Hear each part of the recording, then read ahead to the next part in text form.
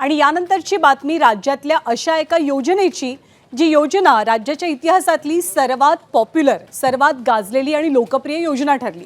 बातमी अर्थातच लाडकी बहीण योजनेसंदर्भातली। जवळपास 80 लाख लाभार्थी महिला या आता अपात्र ठरवल्या गेलेल्या आहेत आणि याच मुद्द्यावरनं विरोधकांनी सुद्धा सरकारवर तोफ डागायला सुरुवात केली आहे। मुख्यमंत्री लाडकी बहीण योजनेच्या लाभार्थ्यांची संख्या आता थेट 1,66,00,000 आली आहे।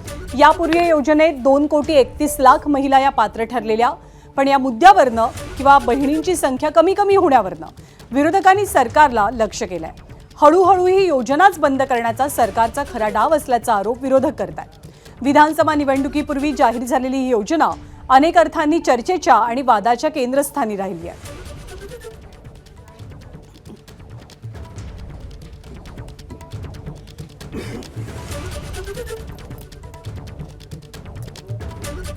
तर या लाडकी बहीण योजनेवरनं विरोधकांनी सरकारला कसं टार्गेट केलंय किंवा कशी टीका केलेली आहे ते जाणून घेऊया। की निवडणुकीमध्ये वापर झाला, निवडणूक झाली, महानगरपालिका झाल्या, अर्ध्या जिल्हा परिषदा झाल्या, नगरपरिषदा झाल्या। आता लाडकी बहीण तुझा काय आमचा संबंध, बहीण तिकडे भाऊ इकडे, भाऊ खुर्चीवर बसून मस्त मजा मारतो आहे, दाबून माल खातो आहे, महाराष्ट्र लुटतो आहे, लाडक्या बहिणीला हव्यावर सोडून दिला आहे। जा तू मर का वाच। 80 लाख महिला कमी केल्या तर त्यांचा तडतडाट, त्यांचा शाप या महायुतीच्या सरकारला लागेल। आणि असेच हे तडफडून ज्या महिलांचा श्राप फार मोठा असतो, ज्यावेळेस ती बोटं मोडून मनातून अंतःकरणातून श्राप देते ना, त्यावेळेस यांचा सत्यानाश झाल्याशिवाय राहणार नाही। अशी ती आता गावागावात सत्यानाश करायसाठी यांचा टपलेली आहे। आता या महिला पैसे आणणार कुठून? या गोरगरीब महिला भले त्या अपात्र ठरल्या असतील।